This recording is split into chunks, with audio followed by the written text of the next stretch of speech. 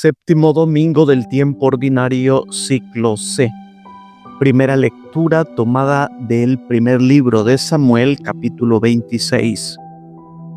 En aquellos días Saúl se puso en camino con 3,000 soldados israelitas, bajó al desierto de Zif en persecución de David y acampó en Jaquilá. David y Abisai fueron de noche al campamento enemigo y encontraron a Saúl durmiendo entre los carros. Su lanza estaba clavada en tierra junto a su cabecera, y en torno a él dormían Abner y su ejército. Abisai dijo entonces a David: Dios te está poniendo al enemigo al alcance de tu mano. Deja que lo clave ahora en tierra con un solo golpe de su misma lanza. No hará falta repetirlo. Pero David le replicó: No lo mates. ¿Quién puede atentar contra el ungido del Señor y quedar sin pecado? Entonces cogió David la lanza y el jarro de agua de la cabecera de Saúl y se marchó con Abisai. Nadie los vio, nadie se enteró y nadie despertó. Todos siguieron durmiendo porque el Señor les había enviado un sueño profundo. David cruzó de nuevo el valle y se detuvo en lo alto del monte a gran distancia del campamento de Saúl. Desde ahí gritó: Rey Saúl, aquí está tu lanza. Manda a alguno de tus criados a recogerla. El Señor le dará a cada uno según su justicia y su lealtad, pues Él te puso hoy en mis manos, pero yo no quise atentar contra el ungido del Señor. Palabra de Dios. Salmo responsorial tomado del Salmo 102. El Señor es compasivo y misericordioso. Bendice al Señor, alma mía, que todo mi ser bendiga su santo nombre. Bendice al Señor, alma mía, y no te olvides de sus beneficios. El Señor perdona tus pecados y cura tus enfermedades. Él rescata tu vida del sepulcro y te colma de amor y de ternura. El Señor es compasivo y misericordioso, lento para enojarse y generoso para perdonar. No nos trata como merecen nuestras culpas, ni nos paga según nuestros pecados.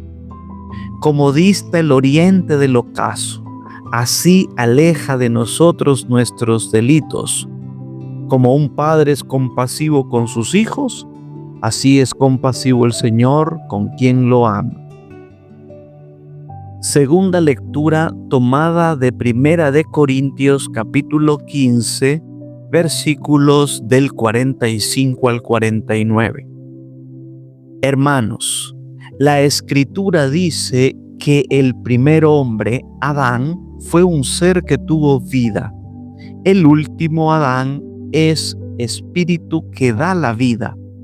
Sin embargo, no existe primero lo vivificado por el espíritu, sino lo puramente humano. Lo vivificado por el espíritu viene después. El primer hombre hecho de tierra es terreno. El segundo viene del cielo. Como fue el hombre terreno, así son los hombres terrenos.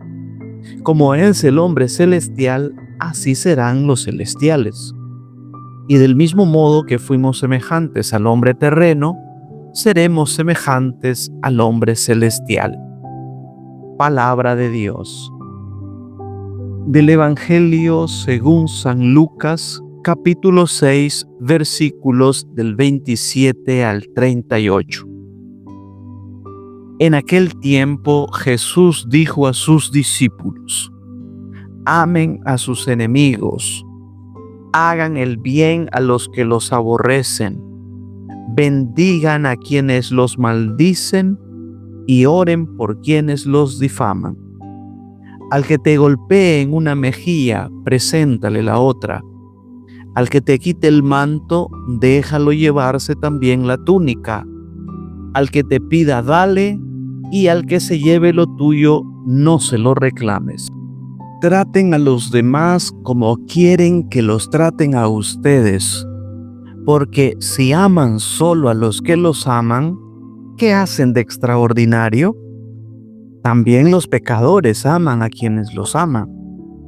Si hacen el bien solo a los que les hacen el bien, ¿qué tiene de extraordinario? Lo mismo hacen los pecadores. Si prestan solamente cuando esperan cobrar, ¿qué hacen de extraordinario? También los pecadores prestan a otros pecadores con la intención de cobrárselo después. Ustedes, en cambio, amen a sus enemigos, hagan el bien y presten sin esperar recompensa.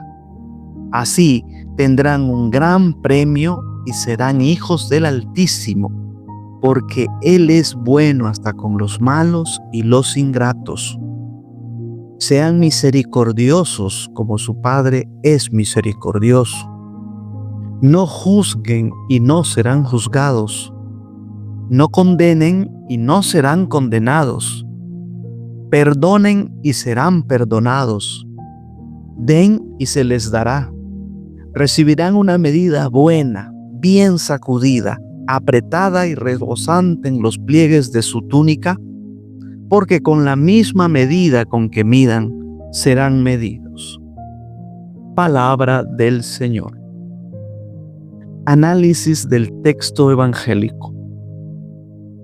En el Evangelio encontramos una frase introductoria. Pero en cambio a ustedes que me escuchan les digo. Ese pero es porque antes ha dicho: ay de ustedes los ricos, y los otros 3 ayes que encontramos en la sesión precedente. Ahora cambia de receptor. Se dirige a los que lo escuchan, a sus discípulos. Dice: amen a sus enemigos. Palabra clave aquí a discernir: amar. El término que Jesús utiliza para designar amor es ágape, que expresa un amor sin motivo alguno. Es decir, no es amar porque es mi familia, mi amigo, de mi raza, un miembro de mi comunidad o cualquier otro motivo. Pero, ¿cómo se puede amar al enemigo? En nuestra cultura occidental, amar es sobre todo un sentimiento, una emoción. Cuando bien nos va de esa emoción positiva, se pasa a la acción. Te hago el bien porque te amo. Ágape en el uso bíblico es primero la acción al sentimiento. Esa acción puede ser incluso al margen del sentimiento. Es muy difícil para nosotros entender este sentido porque la palabra con que traducimos amor, ágape, es caridad. Himno a la caridad se le llama al precioso pasaje de 1 Corintios 13. Sabemos que caridad no es precisamente el término más apropiado porque para nosotros tiene una connotación de favor, solidaridad, compasión, incluso lástima hacia una persona que está pasando una dificultad. Y el amor no es precisamente eso. El amor al enemigo no debe ser por lástima, pero tampoco necesariamente significa sentir simpatía por él. No es eliminar el golpe afectivo que humanamente se siente cuando alguien nos ha hecho un mal. Amar al enemigo es hacerle el bien, venciendo la resistencia del sentimiento natural que impulsa como mínimo a hacer omisión de ese bien. El mandato central de Jesús, el amor a los enemigos. Todo lo que viene después es hacer explícito 2 cosas: identificar quiénes son los enemigos y cómo reaccionar a sus ataques. ¿Quiénes son nuestros enemigos? Él dirá: los que los aborrecen, los que los maldicen, quienes los difaman, quien te golpee, quien te quite el manto, quien te pida, quien se lleve lo tuyo. 7 ejemplos de quiénes son nuestros enemigos. ¿Y cómo se responde a esas acciones concretas de los enemigos? Haciendo el bien, bendiciendo, orando, poniendo la otra mejilla, dejar que se lleve también la túnica, dándole a quien pide, no reclamando lo que se lleva. Así que, al que te golpee en una mejilla, preséntale la otra. Al que te quite el manto, déjalo llevarse también la túnica. ¿Qué quiere decir esto?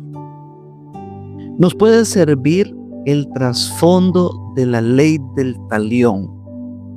Ojo por ojo, diente por diente.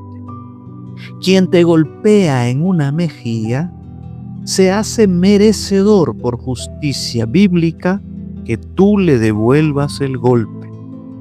O si no lo quieres hacer, presentar la denuncia en un tribunal para que sea castigado. Poner la otra mejilla es renunciar a recibir esa justicia que mereces. No es que tienes que quedarte allí literalmente para que te dé otro golpe. Ese otro golpe que se recibe no es físico. Es la renuncia al castigo que el agresor se merece. Lo mismo sucede con el ejemplo de la túnica. La túnica es la prenda adherida al cuerpo. Después de ella está la desnudez. Cuando nos roban, con razón decimos esta metáfora: me dejó desnudo. Es justamente eso. No reclamar lo que se roba, no hacer justicia, renunciar a ella. A todo el que te pida, dale.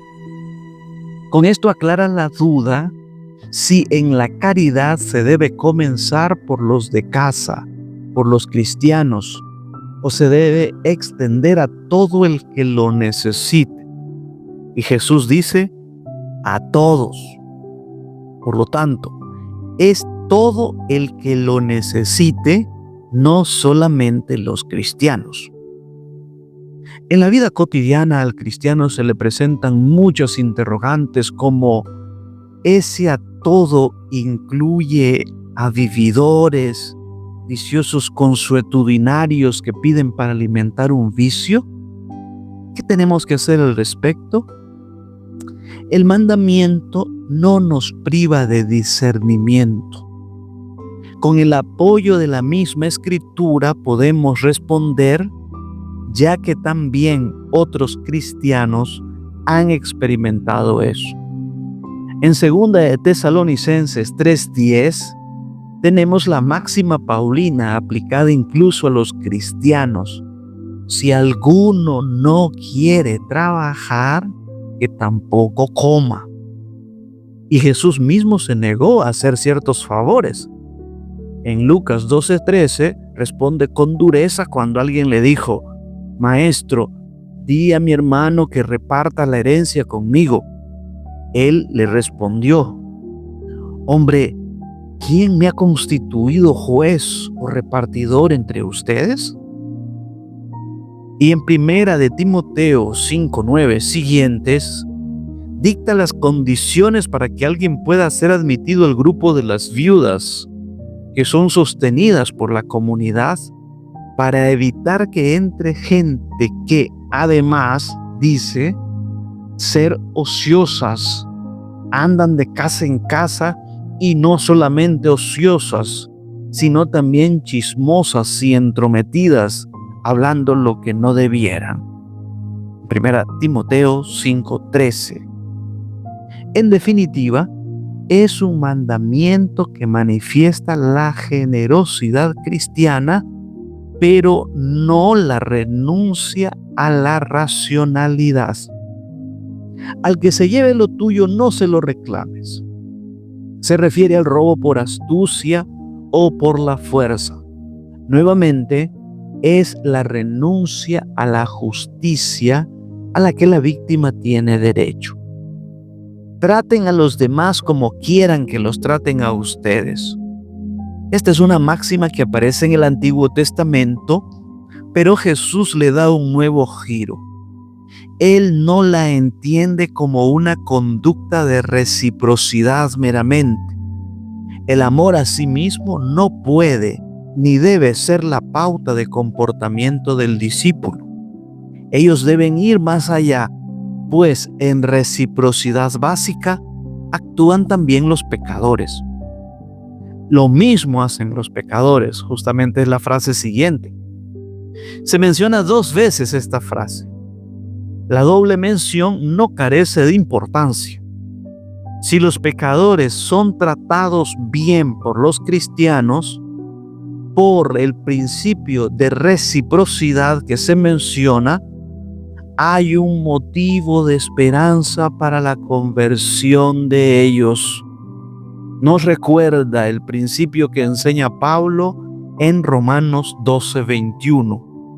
No dejen que el mal los venza, más bien venzan el mal haciendo el bien.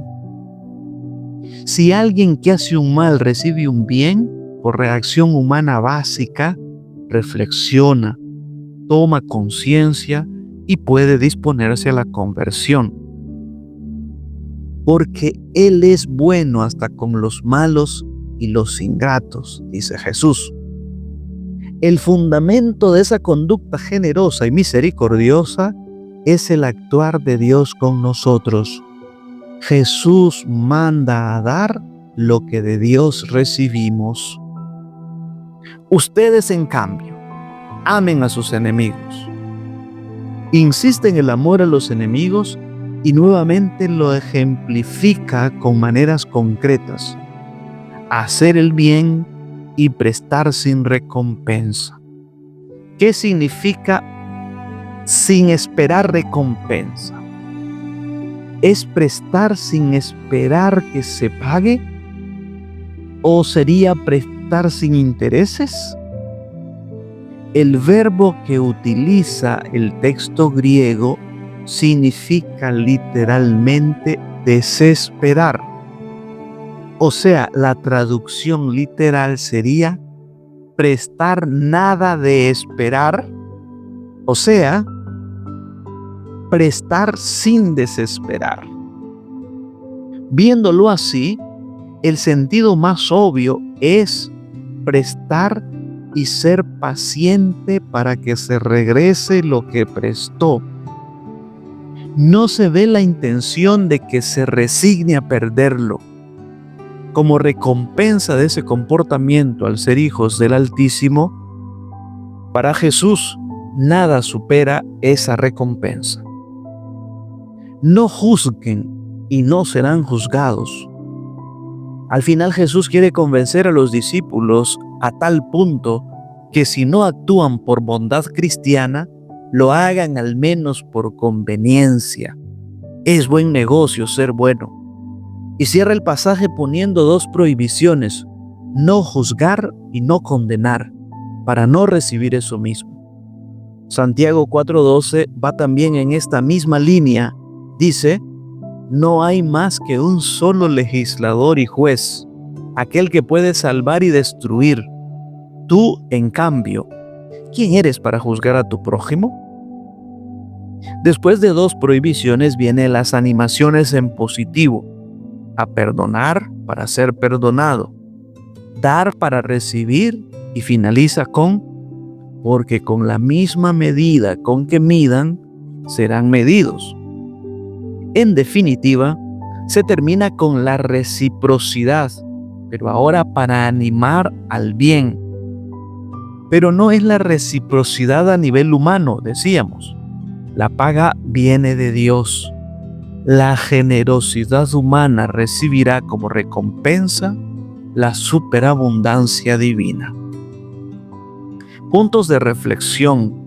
Voy a compartir con ustedes 6 puntos de reflexión para que les ayude a la interiorización del pasaje.